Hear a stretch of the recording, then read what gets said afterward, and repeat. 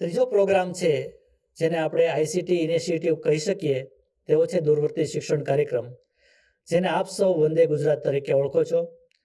બાયસેગના માધ્યમથી શિક્ષકો દ્વારા તૈયાર થયેલા વિષય વસ્તુ આધારિત એપિસોડ્સ એ પ્રસારિત કરવામાં આવે છે બાયસેગ ચેનલ દ્વારા, જેને આપણે વંદે ગુજરાત તરીકે ઓળખીએ છીએ. તેની શરૂઆત, આ કાર્યક્રમની શરૂઆત છે દૂરવર્તી શિક્ષણ કાર્યક્રમ તરીકે થયેલી હતી અને તે કેટલાક આવા ઉદ્દેશો સાથે શરૂઆત કરવામાં આવેલ હતો, જેમ કે ગુણવત્તાયુક્ત શિક્ષણ આપવા માટે પ્રાથમિક શિક્ષણમાં સેટકોમ ટેકનોલોજીનો ઉપયોગ કરવો, સમગ્ર રાજ્યમાં વિદ્યાર્થીઓની યોગ્યતામાં વધારો અને પરિણામમાં સુધારો કરવા માટે વિવિધ પ્રકારનું વિડીયો સાહિત્ય નિર્માણ કરવું, ઓપન સ્કૂલ દ્વારા વિદ્યાર્થીઓને મફત ટ્યુશન અને વંચિતોને શિક્ષણનો લાભ મળે તે પ્રકારના કાર્યક્રમો કરવા અને એજ્યુકેશનલી બેકવર્ડ બ્લોક્સ છે એમના વિદ્યાર્થીઓને શૈક્ષણિક પ્રવાસની તકો પ્રદાન કરવી,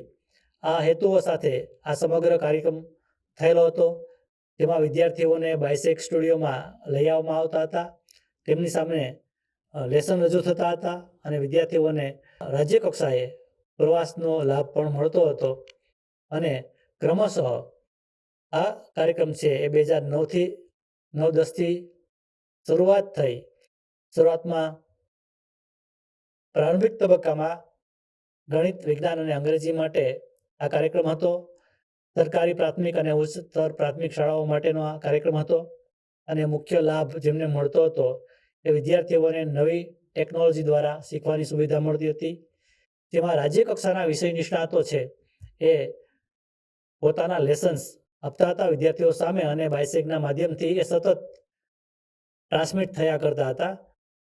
અત્યારે બાયસેગ ચેનલ પર 16 ચેનલો છે, એમાં 24 કલાક એ પ્રકારના એપિસોડ છે એ ટ્રાન્સમિટ થાય છે. આપણે કોઈ પણ સમય જોઈ શકીએ છીએ. એ ઉપરાંત મોબાઈલ એપ્લિકેશન દ્વારા પણ જીઓ સિનેમામાં પણ આપણે જોઈ શકીએ છીએ અને કમ્પ્યુટરમાં પણ આપણે યુટ્યુબ ચેનલના માધ્યમથી પણ જોઈ શકીએ છીએ. ધોરણ 3થી 8 માટે આ સમગ્ર કાર્યક્રમ છે એ શરૂઆત થયેલો હતો અને એમને ચેનલ ડેડિકેટ કરવામાં આવેલી હતી.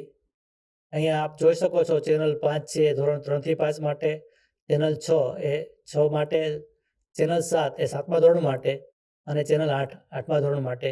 આ રીતે સમગ્ર ચેનલ છે એને વિભાજિત કરેલી હતી અને તેમાં મોડેલ લેસન, એક્સપર્ટના ટોક વગેરે વિવિધ એજન્સીઓ દ્વારા આ પ્રકારની સામગ્રી તૈયાર થતી હતી. અને હાલમાં 24 કલાક આપણે ડીટીએચ સિસ્ટમ દ્વારા જોઈ શકીએ છીએ. વાર્ષિક 17,520 એપિસોડનું પ્રસારણ થાય છે અને 6 કલાકના 4 સ્લોટ પ્રમાણે રિપીટેડ એપિસોડ ટ્રાન્સમિટ થાય છે અને 24 કલાક પ્રસારણ થાય છે, જેની નોંધ સીએમ ડેશબોર્ડ પર પણ લેવાયેલી છે અને આ પ્રવૃત્તિને એવોર્ડ પણ મળેલો છે.